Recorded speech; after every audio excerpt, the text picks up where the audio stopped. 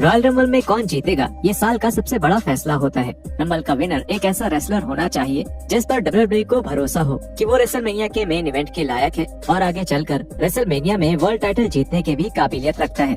इतने सालों में डब्ल्यूडब्ल्यूई ने कई बार अजीब रंबल विनर चुने हैं। वो विनर्स अजीब इसलिए थे क्योंकि डब्ल्यूडब्ल्यूई के पास उस रेसलर के लिए किसी तरह का कोई बड़ा रोल नहीं होता था और वो बस डब्ल्यूडब्ल्यूई की बेकार प्लानिंग और फोरसाइट की एक गलती होती थी। इसके अलावा ऐसे भी कुछ मौके रहे हैं जहां उस मैच का विनर इतना बेसिक और आम होता था कि उसकी वजह से इतने बड़े मैच की प्रमोशन और सिचुएशन पर कोई खास असर नहीं पड़ता था।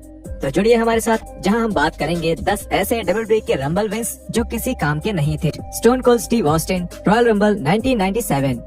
ऐसा भी कभी कभी होता है कि डब्ल्यूडब्ल्यूई रंबल का विनर तो सही चुनता है लेकिन फिर उसका फॉलोअप बिल्कुल खराब हो जाता है।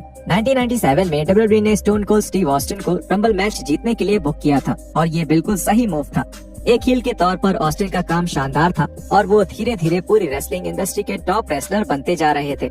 एक अजीब मूव के चलते ऑस्टिन को रेसलमेनिया 13 में टाइटल जीतने का मौका नहीं मिला और इसकी जगह उन्हें एक इन योर हाउस के फाइनल 4 में जगह दे दी गई। 1997 के रंबल को लेकर बहुत विवाद था क्योंकि ऑस्टिन उस मैच में दोबारा आए थे जिसके बाद उन्होंने ब्रेट हार्ट को एलिमिनेट किया था और उसके साथ ही शॉन माइकल्स ने भी अपना टाइटल छोड़ दिया था। इसलिए डब्ल्यूडब्ल्यूई ने इस फाइनल 4 इवेंट में एक ऑल स्टार फेटल 4 में मैच कराने का फैसला किया। एक नए चैंपियन के लिए ऑस्टिन का सामना हार्ट, वेडर और दी अंडरटेकर से हुआ था और इस मैच में हार्ट की जीत हुई थी।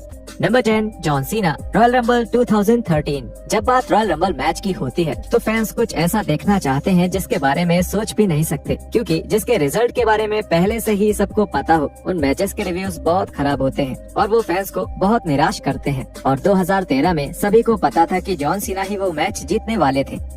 ऐसा बताया गया था कि रेसलमेनिया 29 में जॉन सीना और द रॉक का डब्ल्यूडब्ल्यूई टाइटल के लिए मैच होने वाला था।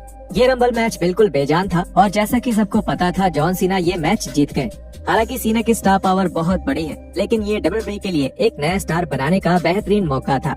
रेसलमेनिया 29 में वर्ल्ड टाइटल के लिए मैच अभी भी होने वाला था लेकिन डब्ल्यूडब्ल्यूई ने अभी तक एल्बर्टो डेल रियो के लिए कोई ओपोनेंट नहीं चुना था। डॉल्फ जिगलर या क्रिस जेरिको जैसे रेसलर को मैच जीतते हुए देखना एक अच्छा सरप्राइज हो सकता था और इससे मैच के बारे में फैंस की राय भी बदल सकती थी। और इसके साथ ही डब्ल्यूडब्ल्यूई सीना को एनुअल एलिमिनेशन चैम्बर मैच में जीत दिलाकर अभी भी रेसलमेनिया में जॉन सीना और द रॉक का मैच करवा सकता था। Sheamus, royal rumble 2012। 2012 के रंबल के दौरान ज्यादातर लोगों का फोकस क्रिस जेरिको पर था। जेरिको कुछ समय पहले ही कंपनी में वापस आए थे और फैंस रेसलमेनिया 28 में जेरिको और सीएम पंक के मैच को लेकर उत्सुक थे। फैंस को पूरी उम्मीद थी कि जेरिको ही रंबल जीतेंगे लेकिन जब शेमस ने जीत हासिल करी तो सभी लोग हैरान हो गए थे। किसी को भी उसकी उम्मीद नहीं थी और शेमस तो उन रेसलर्स में भी शामिल नहीं थे जिन्हें फैंस जिताना चाहते थे और डब्ल्यूडब्ल्यूई ने कुछ ऐसा कर दिया था जो किसी ने नहीं सोचा था। डेल रियो की तरह ही शेमस ने भी रेसलमेनिया की ओपनिंग के दौरान ही वर्ल्ड टाइटल के लिए चुनौती दे दी थी और ये मैच केवल 18 सेकंड्स तक ही चला था। शेमस ने डैनियल ब्रायन को हराकर वर्ल्ड टाइटल जीत लिया था जो कि एक यादगार लेकिन इनफेमस पल बनकर रह गया। शेमस के रंबल की जीत और फिर उनके वर्ल्ड टाइटल के रेन के साथ दिक्कत ये थी कि डब्ल्यूडब्ल्यूई कभी भी शेमस को असली वर्ल्ड चैंपियन की तरह दिखाना ही नहीं चाहता था। शेमस ने वर्ल्ड चैंपियन के तौर पर एक मेन इवेंट और एक सिंगल्स पे पर व्यू मैच जीता था और उनके ज्यादातर फ्यूड्स खास करके डेल रियो के साथ के मैचेस कुछ ज्यादा ही लंबे होते थे जिसके दौरान फैंस बिल्कुल शांत रहते थे। आसुका, रॉयल रंबल 2018। विमेंस का पहला रॉयल रंबल काफी सफल रहा था लेकिन ध्यान से देखा जाए तो आसुका का उस मैच को जीतना बिल्कुल बेतुका था।